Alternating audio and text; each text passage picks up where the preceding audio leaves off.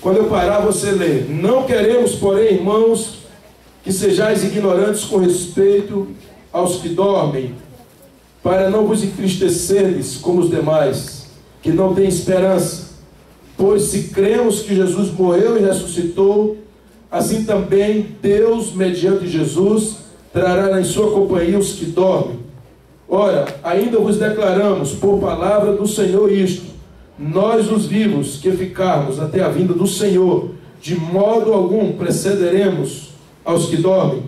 Porquanto o Senhor mesmo, dada a sua ordem, ouvida a voz do arcanjo, ressoada a trombeta de Deus, descerá dos céus, e os mortos em Cristo ressuscitarão primeiro. Depois nós, os vivos, ou os que ficarmos, seremos arrebatados juntamente entre nuvens para o encontro do Senhor nos ares, e assim estaremos para sempre com o Senhor. Consolai-vos, pois, uns aos outros com estas palavras. Amém. Senhor, em nome do teu Filho Jesus e pelo Espírito teu, fala aos nossos corações, assim seja. Amém.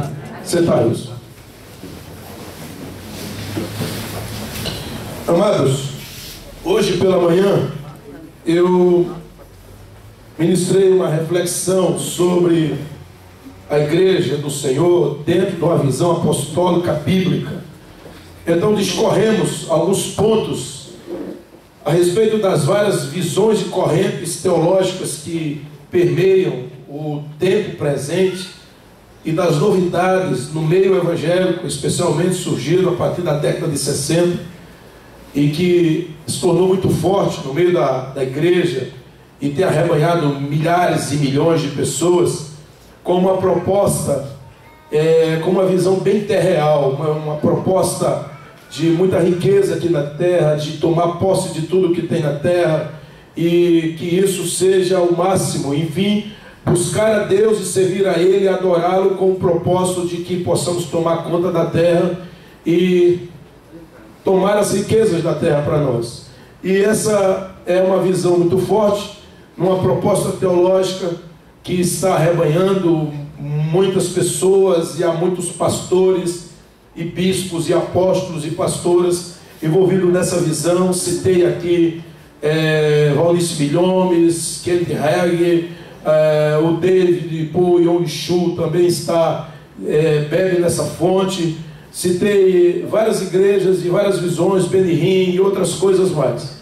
Então, e falei da visão que nós devemos ter de uma teologia reformada, baseada na palavra de Deus somente, que vem com uma proposta simples, mas uma proposta de santificação, uma proposta de visão para andar na presença de Deus, buscando acumular tesouros no céu, andar em santidade, ainda que tenhamos ou não coisas, mas não que o nosso coração esteja naquilo.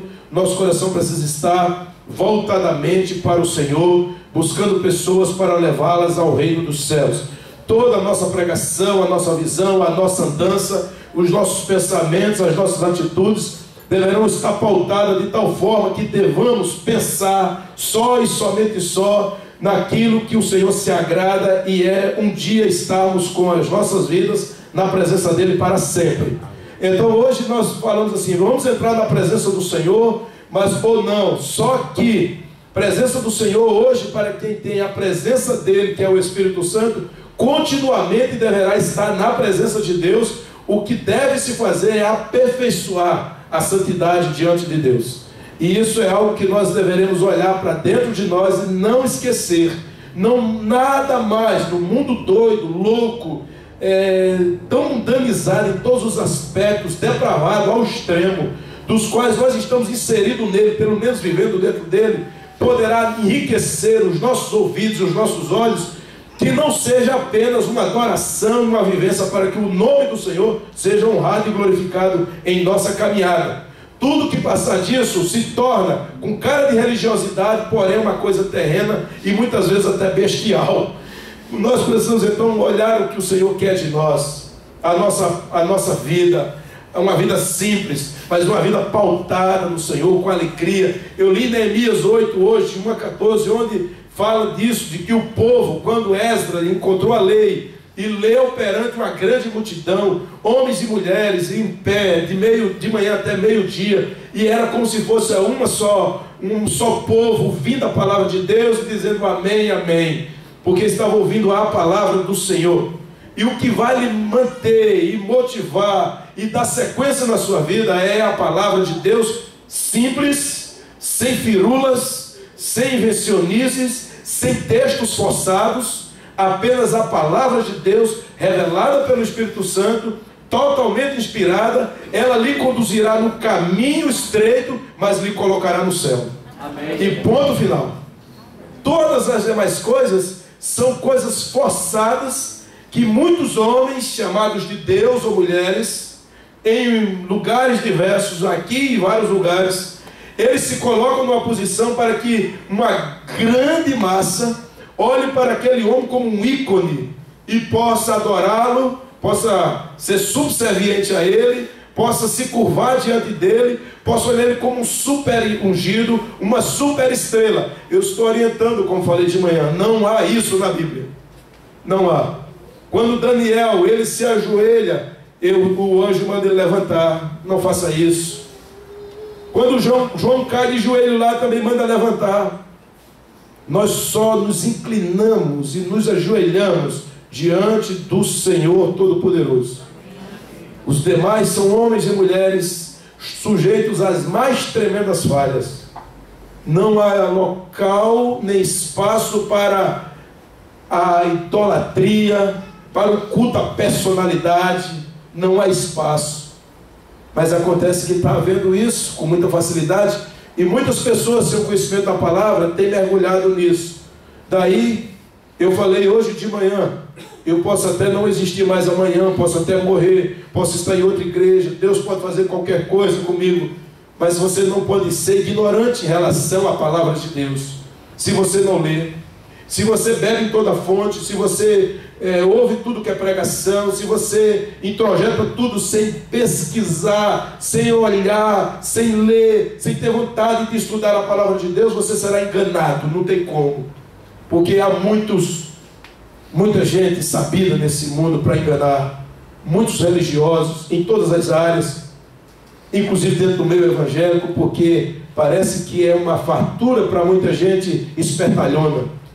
Mas você é chamado para ser sábio no Senhor, se juntar com as pessoas, não importa o grau de cultura, o grau financeiro, as coisas que o rodeiam, mas importa a simplicidade do coração e a vontade de ajudar um ao outro a conhecer a palavra de Deus, a conhecer a vontade de Deus, a crescer na vontade de Deus, levar uma vida na presença do Senhor, mas também levando os outros com você, mas dentro de uma vida apenas simples. O cristão, crente, lavado no sangue de Jesus, ele é um homem e uma mulher simples. Por isso que, pensando nisso, pensei sobre os dias que nos aguardam. Eu não tenho dúvida de que nós estamos vivendo os últimos dias. Eu não tenho dúvida que os nossos dias são maus, e de todas as visões que tem, o que eu entendo é que diante dessa religiosidade, desse farisaísmo presente, dessas coisas que estão aí, dessa gana por poder, só pode ser um sinal visível de que o nosso Senhor Jesus Cristo está às portas para buscar a sua igreja.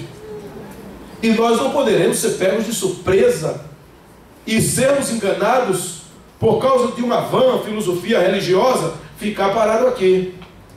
Então Paulo, ele traz uma palavra sobre nós aqui, porque os tessalonicenses, eles estavam angustiados sobre se Jesus voltaria ou não, e Paulo então advertiu a eles. Isso foi agora há pouco, 2000 anos atrás. Não sei se passará 2000 anos pela frente, mas entendo, não sei, entendo pelo tempo das coisas, pelas profecias, por aquilo que a Bíblia diz, por Mateus 25, por que está escrito em Apocalipse, que está escrito em Daniel, a partir do capítulo 7, porque está escrito lá em 1 Coríntios, capítulo 15, o que está aqui em 1 Tessalonicenses, o que fala em Romanos, o que Paulo adverte, o que Jesus disse sobre a figueira, o que nós entendemos é que os dias são maus e vários sinais dão a clareza de que Cristo está às portas. E uma delas é a grande frieza do amor. As pessoas nunca se comunicaram tanto e nunca foram tão distantes umas das outras. Parece uma coisa absurda, mas a verdade é essa. As pessoas, a grande maioria, ela tem uma queixa da outra. Ela olha para o outro com um olhar de julgamento. Há uma frieza, há um distanciamento e há uma religiosidade que jamais imperou no mundo. Haja vista que grande parte das guerras do mundo, o elemento religioso está inserido. Estava em vários locais, está no Oriente Médio, estava na Irlanda do Norte, já teve presente no Brasil, continua sendo. Há uma religiosidade em tudo, mas não há salvação em tudo, porque salvação só na palavra de Deus. E por isso que o Senhor, Ele traz através de Paulo essa revelação. Embora havendo muitas especulações sobre o destino da nossa alma após a morte, muitos filósofos têm discutido sobre a imortalidade do homem, se de fato isso existe. Os espíritas falam em comunicação com os mortos, outros falam em pureza da alma, e Paulo resolve esse problema dizendo o nosso destino depois da morte. Por isso que está escrito: não queremos, pois, irmãos, que sejais ignorantes com respeito àqueles que dormem, para não vos entristecerdes como os demais que não têm esperança. Qual é a esperança? Seria a reencarnação? Seria a extinção da alma? Seria nem a alma existir? Não. A esperança nossa é Cristo. Ele é a única esperança. Aleluia. É o Senhor da nossa vida. Ele é a nossa esperança. Então, nós estamos certos, como aqui no versículo 14: pois se cremos que Jesus morreu e ressuscitou, assim também Deus, mediante Jesus, trará em sua companhia o quê? Os que dormem. Então o retorno de Cristo é uma realidade. Cristo voltará de novo. Jesus voltará de novo. Os gregos não acreditavam, os saduceus tinham suas dúvidas, mas Jesus deixou claro que Ele voltaria de novo. E isso faz uma diferença para nós. O que é que nos norteia hoje? O que é que nos prende? Eu estava no culto na sexta-feira com os irmãos aqui do projeto Irmãos do Amor, e aqueles irmãos, Deus tem abençoado eles em muitas coisas, inclusive financeiramente, mas assim, uma coisa que nós estávamos ali orando e falou: nada aqui tem valor, irmãos. Eles falavam isso repetindo: nada disso tem valor. E levantou seu irmão lá e disse assim: nós precisamos imaginar que de fato Jesus está às portas e nós temos um céu a desfrutar. E o céu que nós estamos a desfrutar é um céu tremendamente extraordinário, relevante, acima de toda e qualquer compreensão humana. Porque o que Paulo, por exemplo, falou, quando João falou de que viu ruas de ouro, de que viu isso, de que viu aquilo outro, aquela árvore, ele viu no humanismo dele. Ele não podia descrever mais. Um grande homem que foi assim um descobridor dos tempos, Marco Polo, ele, quando andou pelas Índias, que ele voltou para a sua nação, ele, quando chegou, ele relatou, ele disse: encontrei nozes gigantes lá. E era um coco que ele tinha visto. Você vê isso no relato, porque ele não sabia o que era aquilo, era uma novidade para ele. Então ele relatou dentro da percepção dele. Então João, ele começou a relatar a visão que tem da Nova Jerusalém, dizendo que era uma cidade extraordinária, mas era muito mais além disso. Paulo diz: o que nunca subiu à mente humana, jamais passou pelo coração, é o que Deus tem reservado para aqueles que pertencem a Ele. Aleluia. É uma pobreza, por mais que venhamos enriquecer, a realidade da vida após o arrebatamento. ainda é pequeno demais. Por isso, eu quero consolar vocês e adverti-los também de que não poderemos ser pessoas, por mais que o Senhor venha abrir as portas, passemos no melhor concurso, possamos acertar a mina, a saúde seja exemplar, tenhamos acesso às melhores situações desse mundo, mas não poderemos ficar fascinados por ele. É pobre demais em relação, eu posso dizer, a visão de João ainda pequena demais do que ele viu e descreveu em Apocalipse.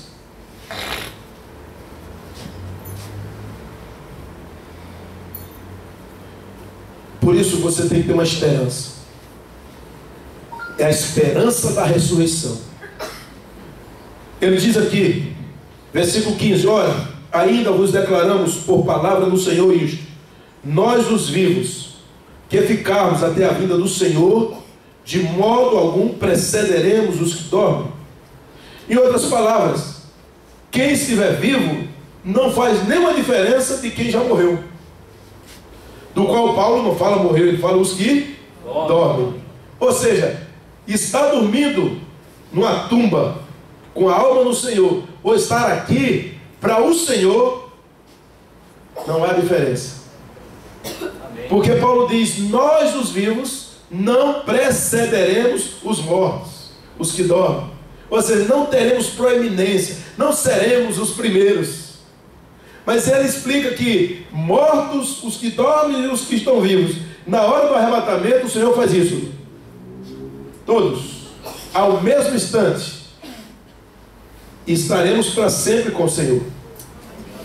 Por isso que tem um texto em 1 Coríntios 15, você pode também, porque vai lhe ajudar, o versículo 50 diz isso: isto afirma, irmãos, que a carne e o sangue não podem, 1 Coríntios 15, 50, não pode herdar o reino de Deus, nem a corrupção herdar a incorruptibilidade.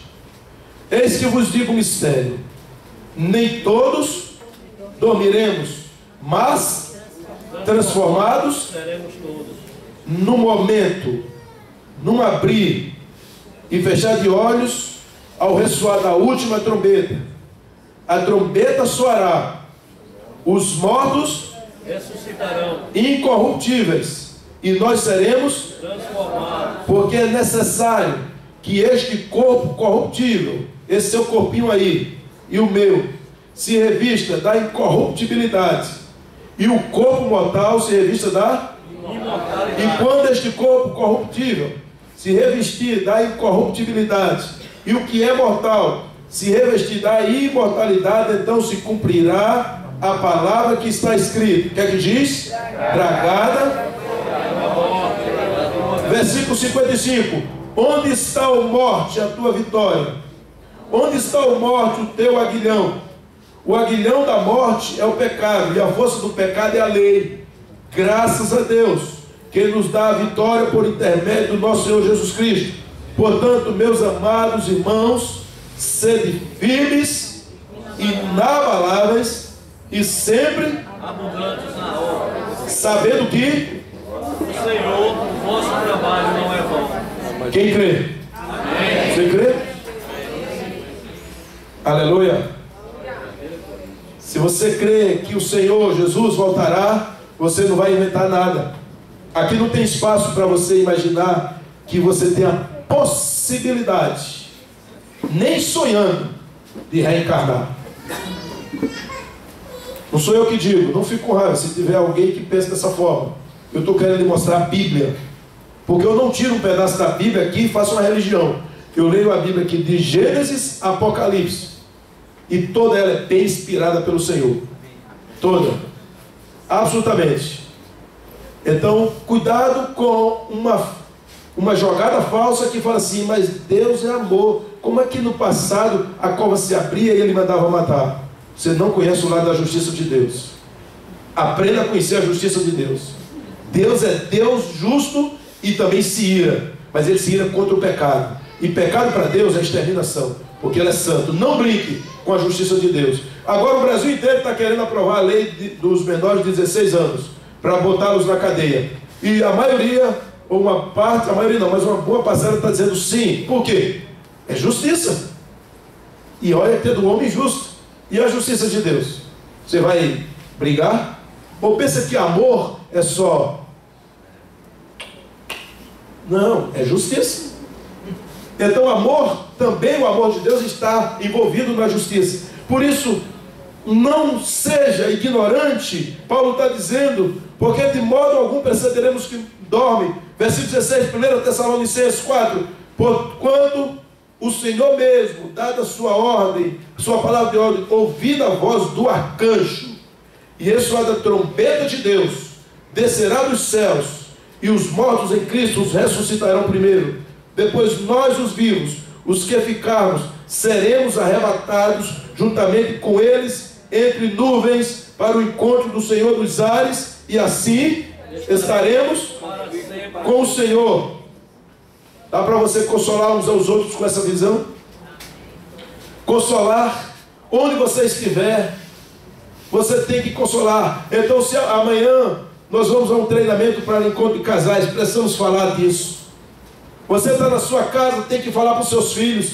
Você pode mandar seu filho estudar na Europa, Estados Unidos, ir a Marte, e um novo planeta que descobriram agora. Não faz diferença, mas não pode deixar de falar do amor de Jesus. Você não pode esquecer diuturnamente de que Jesus Cristo vai voltar. De que nossas vidas precisam estar pautadas no poder da palavra de Deus e andando debaixo da graça dele, porque nada mais, irmãos, não há tempo para ficar brigando, não há tempo para fazer picuinha, não há tempo para ficar o tempo todo reivindicando somente o seu direito, não há tempo para ser acusador dos outros. Há tempo de perdoar, é tempo de amar, é tempo de se santificar, é tempo de se apaixonar pela obra de Deus, é tempo de buscar nas Escrituras Sagradas o poder do Senhor, é tempo de viver a revelação da palavra. Essa é a palavra, é o tempo. Então nós somos chamados pelo Senhor para viver esse tempo. Por isso o arrebatamento está às portas. Esses que estiverem vivos serão transformados para encontrar o Senhor juntamente com aqueles que dormem. Por isso, os salvos em Cristo estarão para sempre com o Senhor. Amém. Não há lugar para os perdidos. Mas pastor, Deus é injusto? Não. Apocalipse 3, versículo 20, que diz: eis que eu estou à porta e bato. Se alguém ouvir, abrir, eu entrarei, cearei com ele e ele comigo. Quem tem ouvidos, ouça. Quantas pessoas não estão ouvindo mais a voz de Deus? Em todos os lugares.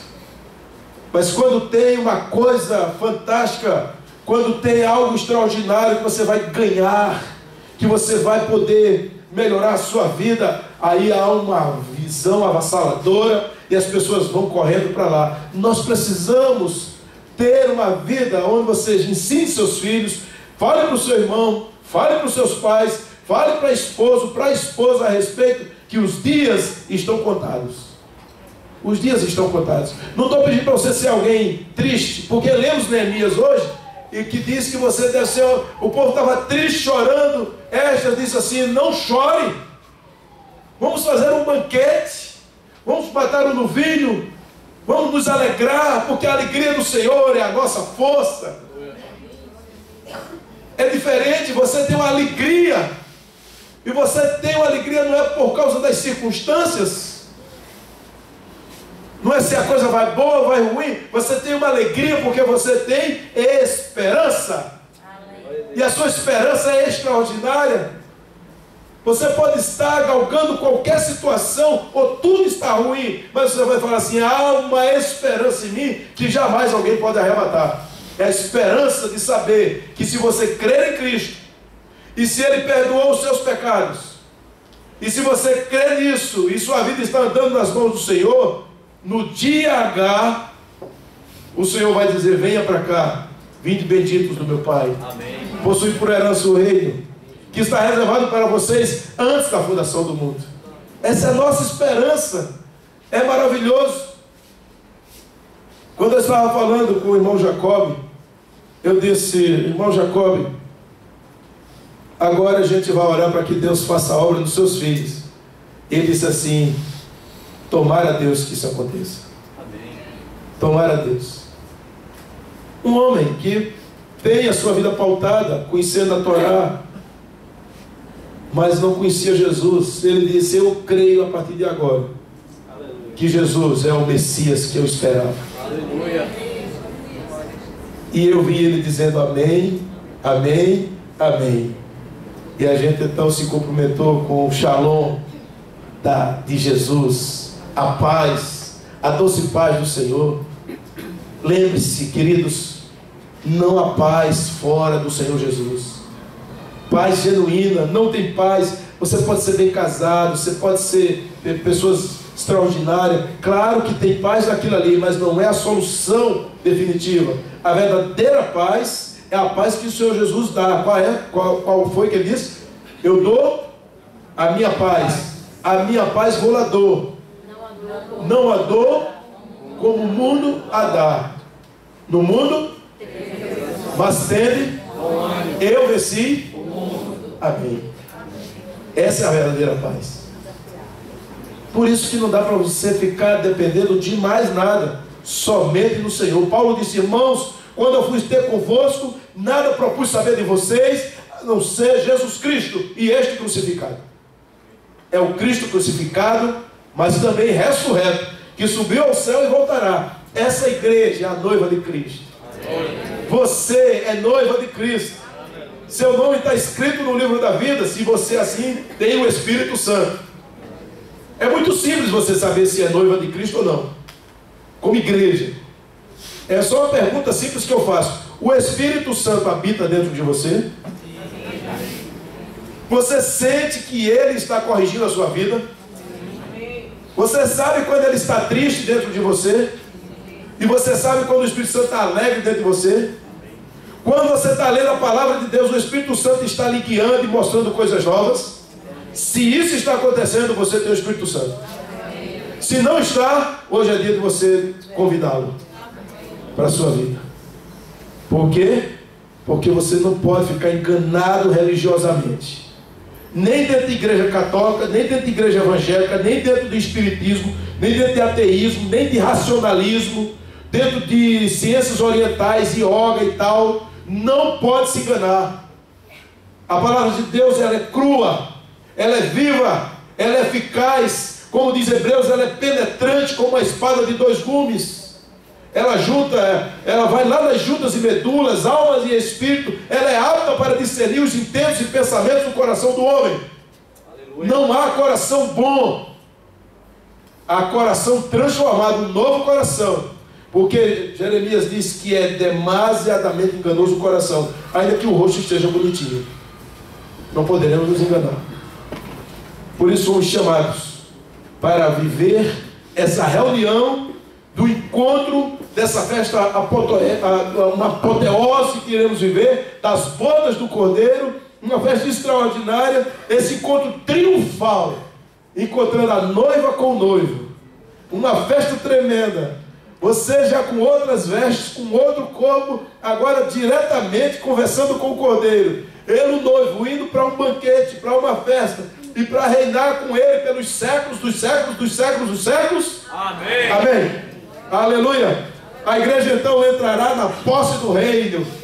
A igreja entrará triunfante nesse novo céu, nessa nova terra, nesse paraíso de delícias perpétuas. É a igreja do Senhor. Porque na casa do Pai não falta nada. É um banquete contínuo. É a pátria celestial. É o que o Senhor reservou para nós. Então nós estaremos juntos como família de Deus, vivendo a eternidade, vivendo uma vida fantástica. Não haverá mais despedida, não haverá mais choro, não haverá mais separação, não haverá mais conta para pagar, não haverá mais doença, não precisa de hospitais, não precisa de cartório, não precisa de carro. Tudo já foi resolvido, e Jesus estará no meio sendo adorado, glorificado, e você louvando triunfantemente o nome dele. Aleluia! Aleluia! Aleluia! Aplauda Jesus! Aleluia! Bendita esperança nós temos. Bendita esperança. Não poderemos pensar diferente.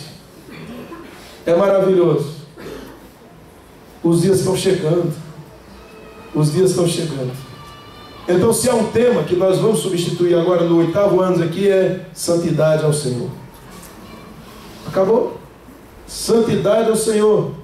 Vivendo o fruto do Espírito, amor, paz, alegria, bondade, longanimidade, temperança, domínio próprio. Essas coisas não tem lei. Não tem lei, nada, não tem mais lei. É só graça. É graça. Amém, irmãos? Amém. Fiquemos em pé, vamos orar ao Senhor.